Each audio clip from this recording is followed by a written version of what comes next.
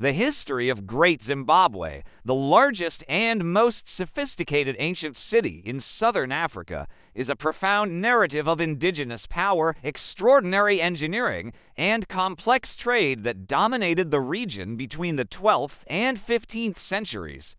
Emerging from earlier settlements of the Gokemir and Gizo traditions, which demonstrated initial skill in metallurgy and limited stone architecture, Great Zimbabwe was built by the Shona people, specifically the ancestors of the Karanga, who mastered the difficult art of dry stone masonry, creating structures of staggering scale and precise geometrical arrangement without the use of mortar. The city's foundation, dating back to the 11th century, was rooted in a highly successful agripastoral economy centered on cattle ownership, which was the primary measure of wealth and social status, combined with the exploitation of rich local resources, most notably gold and iron ore.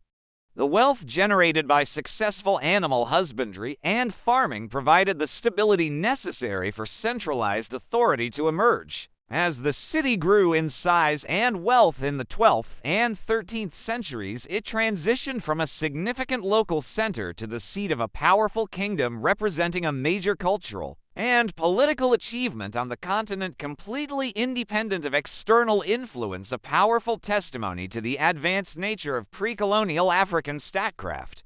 The architecture itself speaks volumes about the organization and political structure of this sophisticated society, serving as a physical manifestation of rigid social hierarchy and spiritual power. The site is fundamentally divided into three distinct architectural areas that map onto the social strata: the hill complex, the Great Enclosure, and the expansive valley enclosures.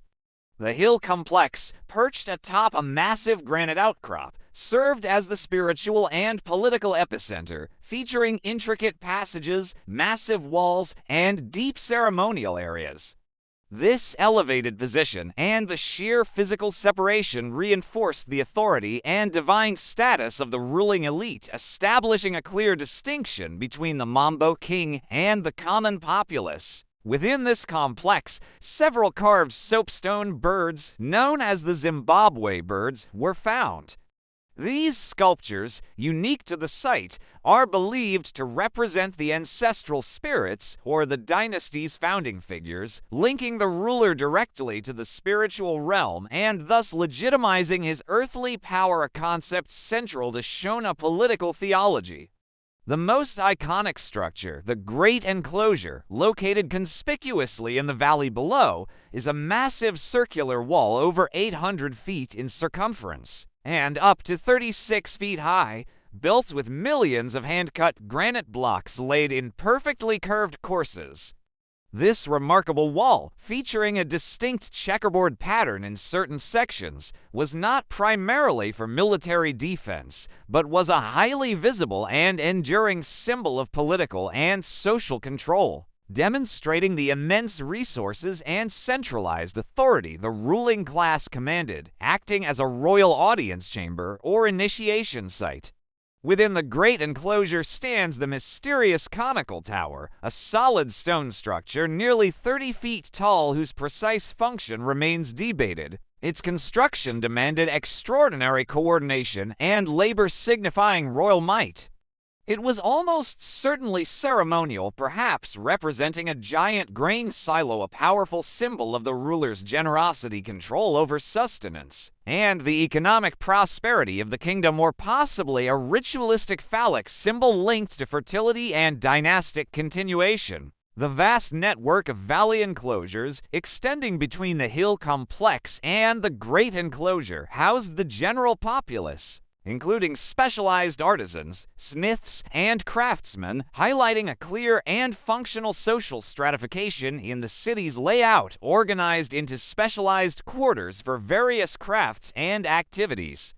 The political structure was highly centralized, managed by a paramount ruler, the Mambo, who drew his authority not only from religious ritual and the ancestral spirits, but also from the effective control over the key trade commodity gold and the meticulous management of the immense communal cattle herds which sustained the populace and funded the political machine.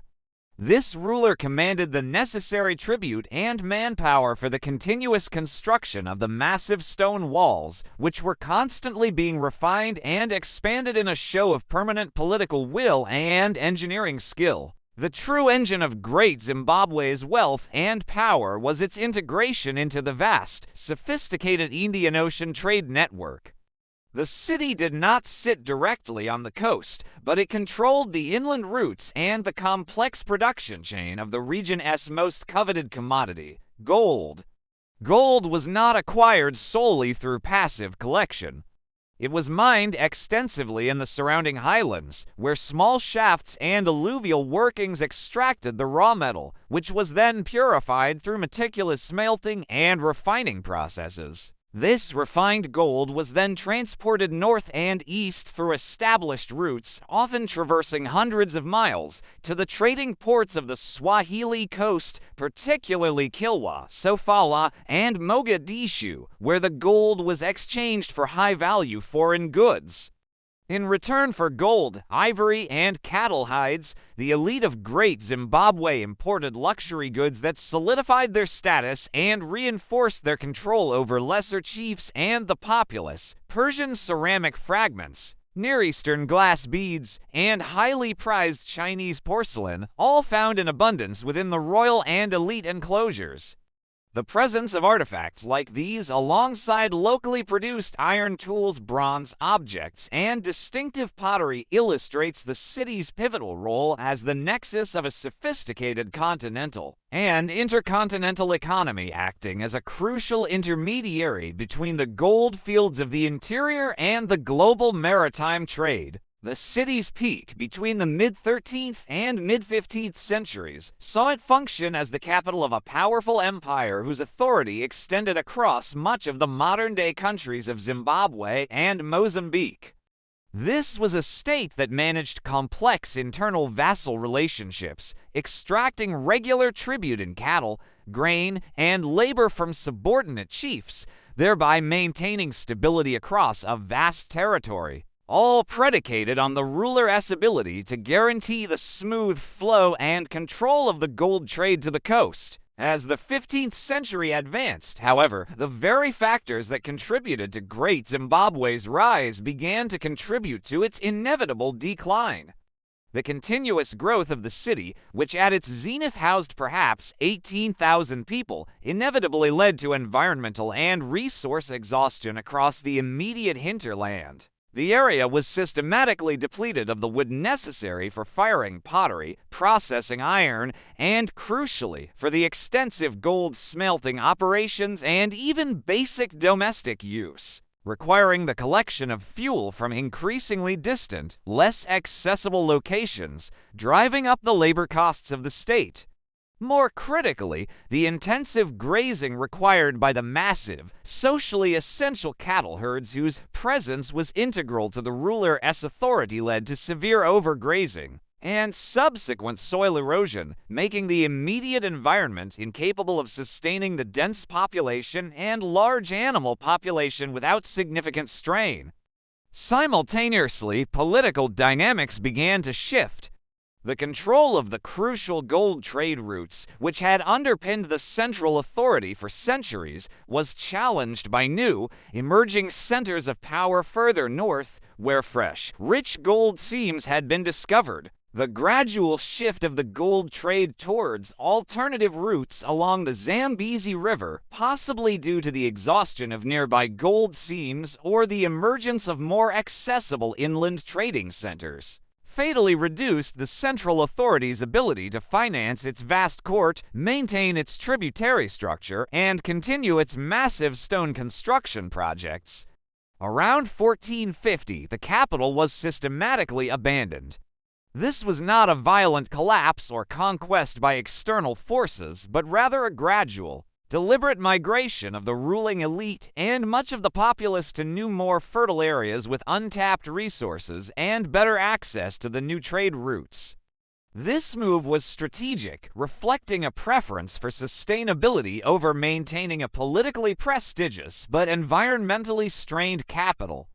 The dissolution was characterized by a decentralization of power into successor states, One of the most powerful successor states to emerge from this dissolution was the Mutapa state, founded by a chief or royal relative named Nyatsimba Mutoda, who moved his political center north to the Zambezi Valley, closer to new gold sources and trade routes. The title Mwene Mutapa, meaning master pillager or master of the conquered lands, quickly became synonymous with the new Northern Empire that carried forward the Great Zimbabwe tradition of centralized authority, gold trade control, and sophisticated statecraft.